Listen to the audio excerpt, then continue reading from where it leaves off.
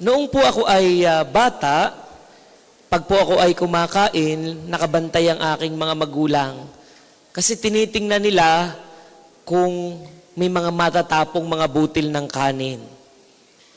Lagi pong sinasabi lalong higit ng aking ina, bawal akong magtira ng pagkain. Bawal magtira kahit butil ng kanin. Dapat po ay walang mumo na matatapon sa plato. Sasabihin ng aking ina, magagalit ang iyong kuya. Papaluin ka ng iyong kuya. Bakit po? Kasi ang aking kuya ay maghapong nagtatrabaho sa labas, sabi ng aking ina, tapos sasayangin ko lamang daw yung kanin. Bago daw yung naging kanin, galing yun sa bigas at napakahirap na pinagdaanan ng mga magsasaka para yun ay maging bigas. Kaya nung apo ko'y lumaki, na-inculcate sa akin ang halaga ng bawat mumo. At sinasabi nga kung ako ay kukuha ng pagkain, dapat yung kaya ko lamang ubusin. Sana po mga kapatid, ganun pa rin ang ating itinatanim sa mga bata. Napakahalaga ng bawat butil ng bigas. Hindi dapat natin sinasayang kahit po yung mga mumo na nalalaglag, dapat ibinabalik doon sa plato. Bakit ko po ito naibahagi sa inyo? Sapagkat sa atin pong ebanghelyo, meron din pong mumong binabanggit ang ating talinhaga. Balikan po natin yung kwento. Meron pong isang babae, Kananeya. Pag sinabing Kananeya, hindi po siya kasama sa bayang pinili ng Diyos. Ano po ba ang bayang pinili ng Diyos? Ang Israel. At siya po'y lumapit kay Jesus para sa kanyang anak na babaeng inaalihan ng demonyo. Pero mga kapatid, ano pong ginawa ni Jesus nung nagmakaawa yung babae para sa kanyang anak? Isnab ang Panginoon. No? Hindi siya namansin.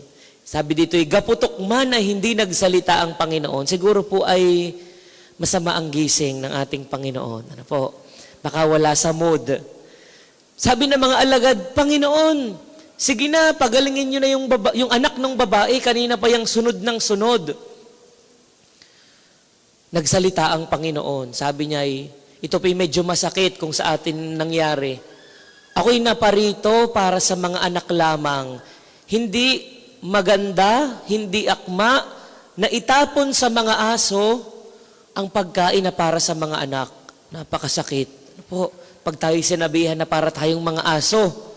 Kasi daw yung mga anak, yun lamang yung bayang Israel. Yung mga hindi kasama sa bayang pinili, yun yung mga tuta, ang sabi po sa Ebanghelyo. Pero yung babae, imbis na mawala ng pag-asa, ano po ang kanyang tugon? Panginoon, kahit po yung mga tuta sa ilalim ng lamesa ng mga anak, masaya na kapag nakatikim ng mumo na nalalaglag mula sa lamesa. At dahil dito, natuwa ang Panginoon at ang sabi, napakalaki ng iyong pananampalataya. Mangyayari ang hinihiling mo. Mga kapatid, sa ating buhay, naghahanap din tayo ng mga biyaya. Siguro po kaya kayo nagparito dahil gusto nyo ng biyaya mula sa Panginoon. At kapag tayo'y humiling ng biyaya, kalimitan, gusto natin yung mga biyaya ay malalaki. Pag sinabing himala, para sa atin ay ingrande, para sa atin ay hindi pangkaraniwan. At siguro, kaya tayo nagpunta dito, gusto nating gumaling sa isang matinding karamdaman, naghahanap tayo ng himala sa tulong ni Santo Padre Pio. Yun po yung mga himalang gusto natin mula sa Diyos. Pero ang tanong mga kapatid, yung mga munting mumo, yung mga mumunting himala ng buhay, yun kay ating nakikita pa sa ating paghahanap ng malalaking himala. Baka, ito naman po'y baka lamang, kailangan muna nating pahalagahan ang mga mumong nalalaglag bago ibigay sa atin ang isang bandihadong kanin. Baka kailangan muna nating pahalagahan ang maliliit at simpleng himala ng buhay bago sa atin ibigay yung himala, yung napakalaking biyaya na hinihiling natin sa Diyos sa pamamagitan ni Santo Padre Pio. Kaya mga kapatid, ngayong hapong ito, yan po ang tanong sa atin. Nakikita ko pa kaya ang mumunting mumo ng buhay? Yung mga simpleng himala sa pang-araw-araw na dahil ako'y nakatuon sa gusto kong kahilingan na malaki mula sa Diyos, hindi ko na nakikita. Nakakalimutan ko na ang mga simpleng himala ng buhay. At ano po ba itong mga munting mumo ng ating buhay na dapat nating ipagpasalamat sa Diyos? Simple lamang, bibigyan ko po kayo ng ilang halimbawa. Kaninang umaga, nagising tayo para tayo ay pumunta nga dito sa Padre Pio. Sabi nga, every gising is a blessing. Naipagpasalamat kaya po natin yun sa Diyos. Kita ko kayo ngayon, napakaganda ng inyong suot, tuyong-tuyo.